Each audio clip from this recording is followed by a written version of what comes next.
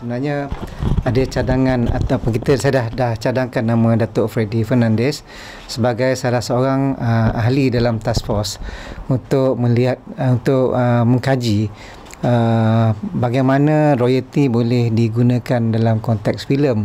Kalau dalam muzik tu Dr. Freddy memang dah masak sangat, dah faham.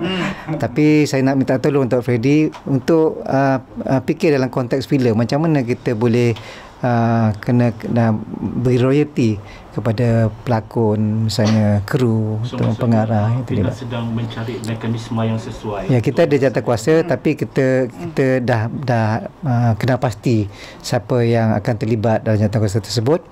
Jadi jawatan kuasa ini akan memikirkan mekanisme ataupun kaedah yang sesuai macam mana kita nak bagi royalty kepada mereka yang terlibat dalam bidang filem. Misalnya kalau filem tu ditayangkan pada hari ini dan ditayangkan di mana-mana pada masa yang akan datang di pelbagai platform, sama ada di TV ataupun di OTT ke, kita ambil kira macam mana kita dapat bayar royalty kepada mereka yang terlibat. Jadi saya rasa Datuk Freddy memang expert dalam bidang ni, dapat bantu saya lah. Ya, memang dia boleh. Dia bergantung sebenarnya. Macam kalau kita tengok Netflix ataupun View, dia commission. Bila dia commission, dia keluar duit dia. Dan mereka hak milik IP tu hak milik mereka. Dan mereka bayar kepada production house untuk sebagai upah. Tapi bagi Finas, kita memberi dana. So bila kita bagi dana, apa yang berlaku ialah untuk tahun ni, mulai tahun ni kita ada shared IP. Itu Finas memegang separuh daripada IP dan juga begitu juga producer atau penerbit. Jadi dengan cara macam ni kita dapat dalam jangka masa panjang kita dapat memastikan bahawa hak milik tu masih ada di tangan Finas dan kita boleh fikirkan macam mana kita nak utilize IP itu supaya dapat memberi ganjaran ataupun kelebihan kepada mereka yang terlibat.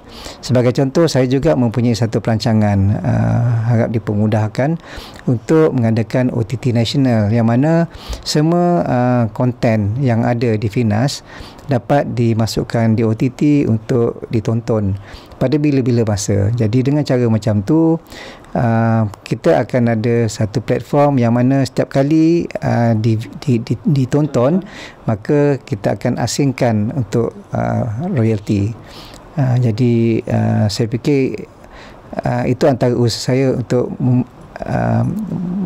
ataupun berhadapan dengan kes-kes yang berkaitan dengan atau perkara yang berkaitan dengan royalty. Tapi walau macam mana pun ini pandangan saya. Tapi mungkin jawatankuasa dalam task force tu memikirkan ada kaedah yang lebih baik lagi. Maka saya terbuka untuk memikirkan bagaimana kita nak laksanakan. Sebab perkara ini dah lama dah. Macam saya tertengok dalam satu YouTube, Datuk saya ni sendiri mengatakan bahawa berlakon dapat, masa berlakon dia dapat bayaran. Lepas tu ditayangkan banyak kali di banyak platform. Di TV ditayang banyak kali. Berkali-kali ditayangkan. Bertahun-tahun diulang-ulang tayang. Tapi pelakon tak dapat apa-apa. Jadi Menteri kita Tan Sri Anwar Musa memang sangat prihatin dan itu antara perkara pertama yang diminta Finas fikirkan macam mana nak selesaikan. Jadi sebagai CEO memang saya fikir tanggungjawab saya bila diminta untuk memikirkan macam mana mekanisme dia untuk pembayaran royalty dalam konteks filem, maka saya bertindak. So jawatankuasa dah diwujudkan, ahli-ahlinya pun dah dikenal pasti. InsyaAllah lepas raya ni kita akan buat satu perjumpaan dan diharapkan dengan perjumpaan tu kita dapat mengenal pasti kaedah yang sesuai untuk mengenakan royalty kepada ataupun memberikan royalty kepada pelakon-pelakon lah. Cuma kita fikir juga kalau pelakon kita kena fikir je kru-kru, tapi banyak itu yang kena kita fikir mendalam ni pengarah. Siapa yang dalam satu kuasa itu? Adakah artis juga, ada juga wakil daripada? Ada ahli akademik, ada penggiat seni, ada MyIPO, ada juga badan-badan kerajaan yang terlibat sama lah, daripada KCOM pun ada jugalah. So lebih kurang dalam 12 orang. Tapi kita ada juga lebih daripada tu, bergantung bila kita mesyuarat yang pertama nanti, kita akan kena pasti siapa yang patutnya ada tapi tak ada.